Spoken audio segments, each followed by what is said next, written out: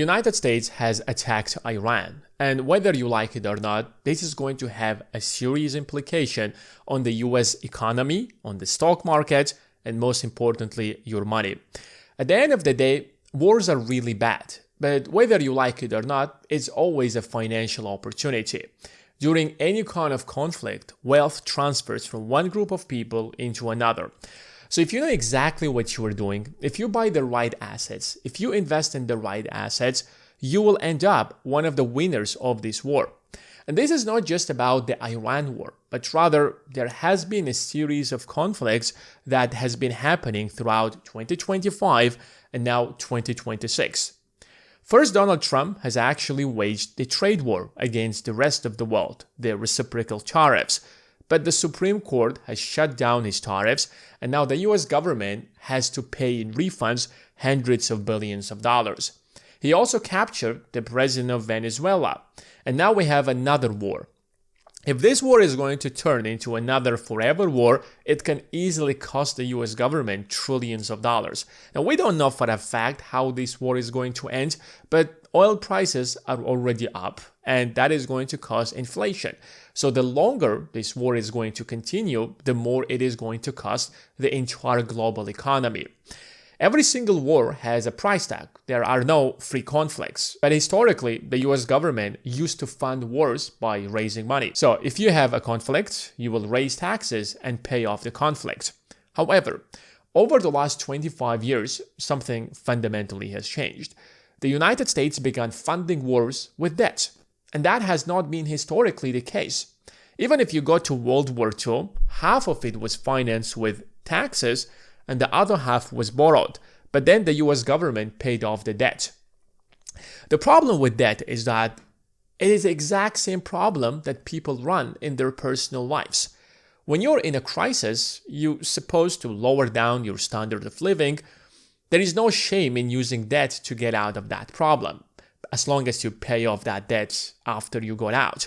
But if you don't, and you start getting hooked on credit cards, one day you will find yourself in a position where you're simply living off your credit card, and your interest payments will start growing and growing and growing.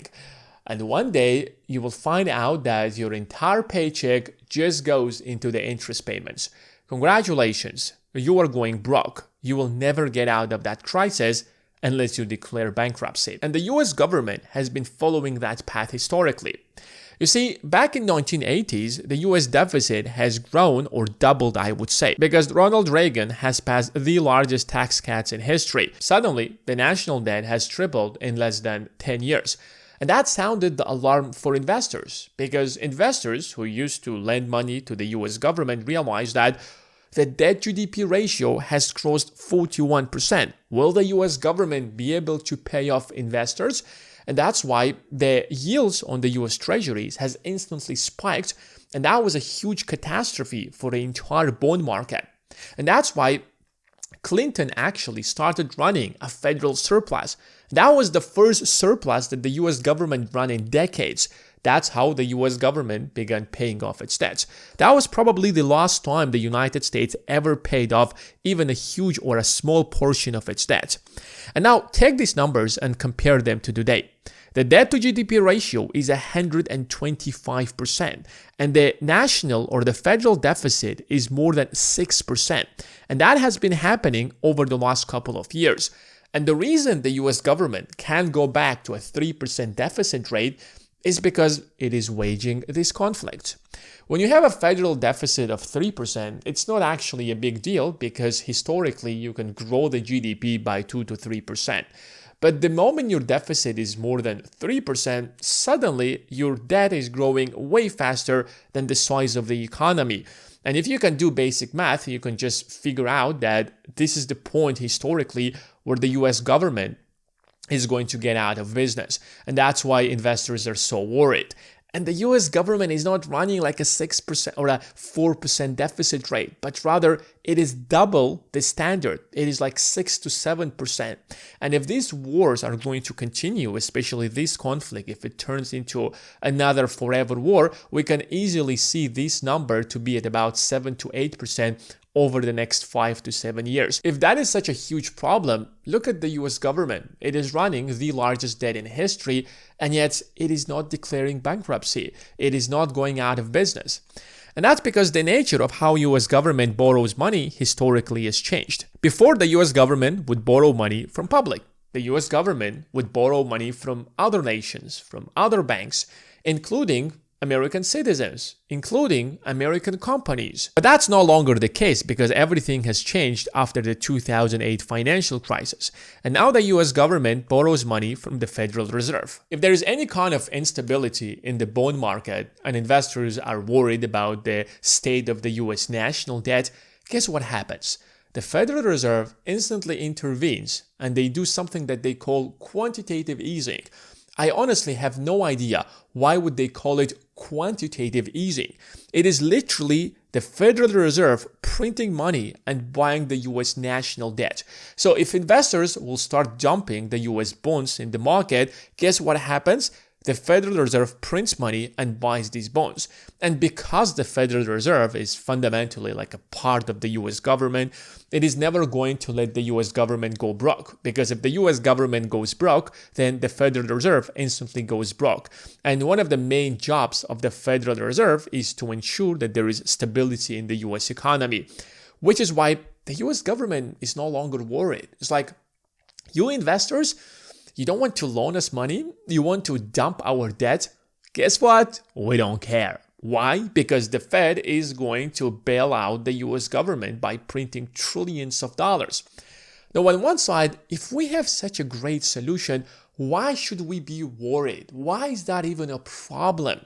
Because based on this theory, then the government should never go out of business at all, because the government has the magic pen or the magic stick that it can literally just use and close down that debt. If this was so easy, I wouldn't actually be making this video. But the reality is that the value of the dollar is based on supply and demand. Yes, you can literally just print money and pay off your debt. But what happens to the value of the dollars every time you're printing money? If you're printing more money than the speed at which the economy is growing, then the dollar starts losing its value. When you go to the groceries and now you're complaining about the cost of living, it is not because something bad happened to the economy. You have to understand that nothing fundamentally bad happened to the economy. What actually happened is that the government systematically devalued the value of the dollar to fund these wars, to fund these conflicts. So because you're not investing and you're simply on your average wage or you are on a paycheck, the value of your dollars are getting deteriorated day by day, months by months, year by year. So when you zoom out and the value of the dollar has deteriorated so much over the last 10 years, that's why the cost of living has risen so much. That is why life is much more difficult than it has ever been in the past. While you're living your life as if nothing is happening and nobody is paying for these wars, guess what? You have been paying the cost of these conflicts because the value of the dollar has been deteriorating. Look at the price of gold just over the last 12 months alone. It has more than doubled. And the price of gold right now is literally growing exponentially because of another conflict. Just a week ago or 2 weeks ago, the gold price was less than $5,000. Now it's worth $5,278. Why do you think that is happening? Because the dollar is losing its value. So you are essentially getting poorer. So wealth is being transferred from the middle class into the hands of the people who are investors. Gold is just one example. Look at what's happening to silver prices. Yes, there has been a spike in silver prices because prices right here has been manipulated, and I made an entire video explaining how they manipulated the price of silver. But look what's happening to silver prices. The price of silver has been growing exponentially and now it has reached $93. And maybe if this conflict is going to continue moving forward, it is going to cross $100, $120. That's not because silver suddenly became much more valuable. Look at the price of silver historically. You will see that the price of silver has been trading at around $16. All right, maybe it has increased to $20. Now we are seeing a 500% increase in the price of silver just in the last couple of years. Why did that happen? Because your dollars just lost a lot of their value. Look at the S&P 500. Since 2023, the S&P 500 almost doubled. And the S&P 500 are a collection of the top 500 US companies. Individual companies have grown way faster, some of them by a few hundred percentages. So the question I want to ask you right now, do you now understand how wealth is being transferred behind the scenes while you're not even aware about that? You're literally getting poorer while investors are the top 10% of Americans. This is not like the top 50%, because top 10% of Americans literally own 90% of all the stocks. They own literally the vast majority of investments in gold and silver. While you're not investing, they're getting rich, but you're the one who's paying the price for the increase in the prices of these assets. So if you have not started investing yet, then you are on the losing side and you're literally paying the price for the increase in asset prices because your dollars are getting devaluated every single day. Now, it doesn't matter how you learn investing. If you're already an investor, if you're already buying the right assets, you're actually winning in this market. If you are just a beginner, improve your investing skills and become a much better investor. You can learn everything on your own. You can take your journey, or you can join our Investing Academy. It's a community of people, and it's also a place where you can literally learn step by step on how to start investing, on how to read the financial statements, and which stocks am I buying and which stocks you should be focusing on. The link is going to be in the description.